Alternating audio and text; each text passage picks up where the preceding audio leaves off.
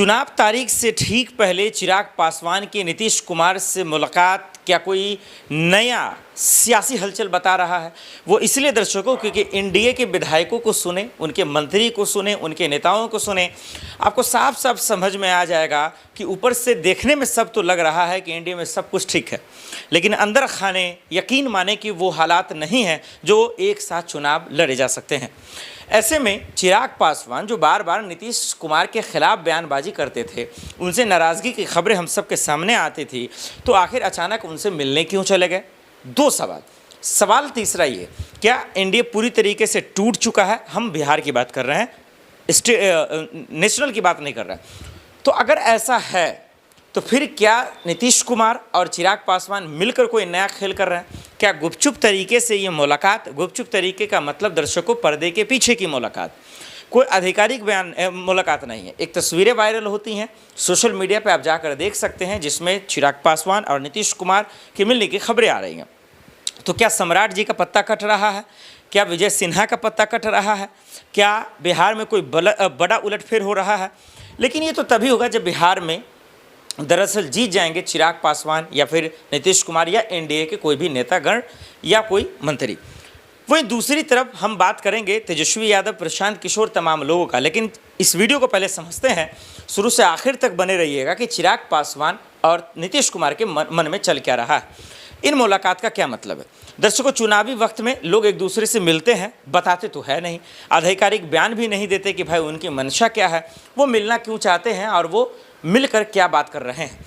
सब फॉर्मली बयान देते हैं, बयान यही कि बस ऐसे ही मुलाकात थी वगैरह वगैरह, लेकिन पर्दे के पीछे बहुत कुछ खेल हो चुका होता है जो हम सबके बीच पता नहीं चलता है। जब चुनाव नतीजे आ जाते हैं, सीटों का बंटवारा हो जाता है, तब पता चलता है। हाँ, ये ज़रूर हो सकता है चिराग पासवान में इतना दम तो नहीं है फिलहाल कि वो एनडीए से बगावत कर लें या मोदी जी या अमित शाह जी के खिलाफ कोई ऐसा फैसला कर दें, क्योंकि हमने देखा है जब चचा भतीजे की लड़ाई हो रही थी तब।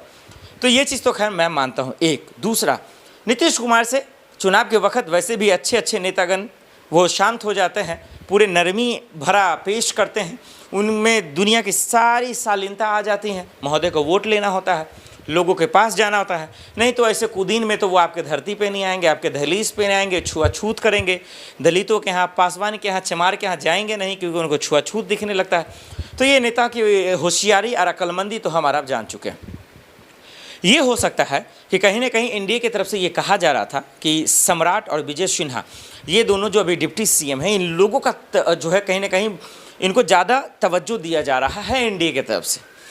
तो हो सकता है कि सीएम का चेहरा भी शायद सम्राट जी को बनाने का कवायद चल रहा था।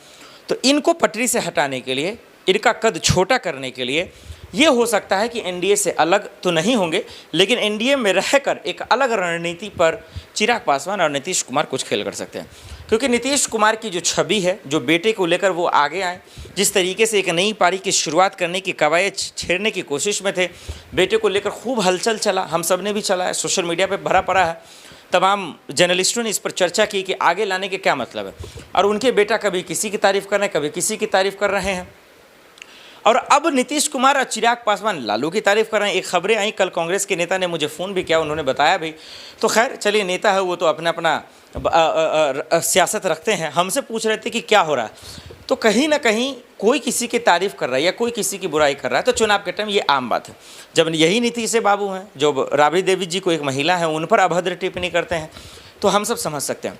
लेकिन एक चीज़ दर्शकों साफ है कि नीतीश कुमार, चिराग पासवान मिलकर भी अलग खेल खेलें, बीजेपी इतना आसानी से इन्हें नहीं छोड़ेगी। दूसरा बड़ा सवाल वो है प्रशांत किशोर को लेकर, तेजस्वी यादव को लेकर जो एक अलग लड़ाई चली है। ये लड़ाई क्या है? सीएम दोनों में कौन बनेगा? सब तो खैर सीएम बनने का होड़ बन चुका है, सीएम फेस का बन चुका है, जनता जिसे चुनेगी सीएम वही बनेगा। लेकिन दावों वावों और भविष्यवाणियों के बीच में अगर हम तलाशने की, समझने की कोशिश करें तो हमारा समझ पाएंगे कि वादे कहीं ना कहीं और दावे जो हैं वो नाउम्मीद करने वाले हैं प्रशांत किशोर के। प्रशांत किशोर कौन है, ज़रा इनको समझते हैं।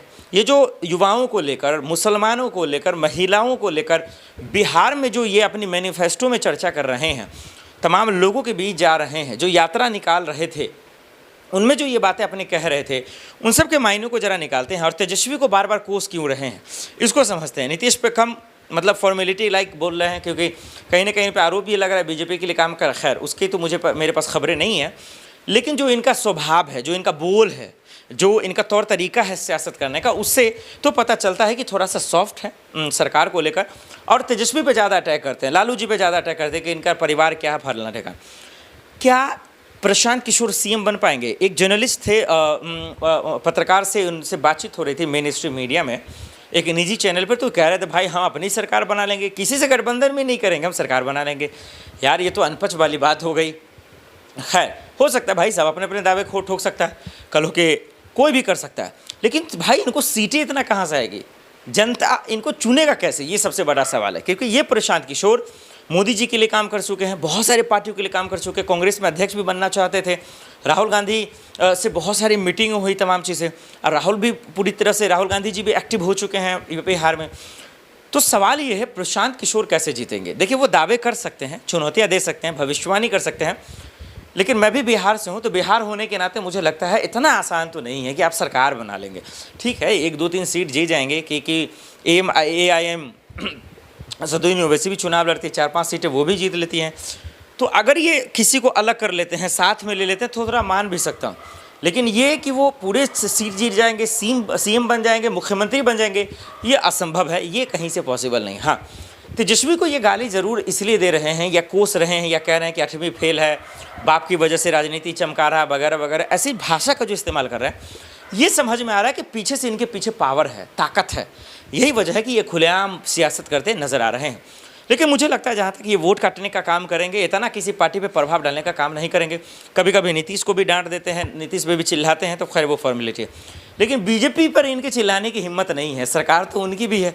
तो ये एक सॉफ्ट कॉर्नर कहीं ना कहीं वोट न मिलने का एक बहुत बड़ा वजह और रीजन उनके लिए हो सकता है।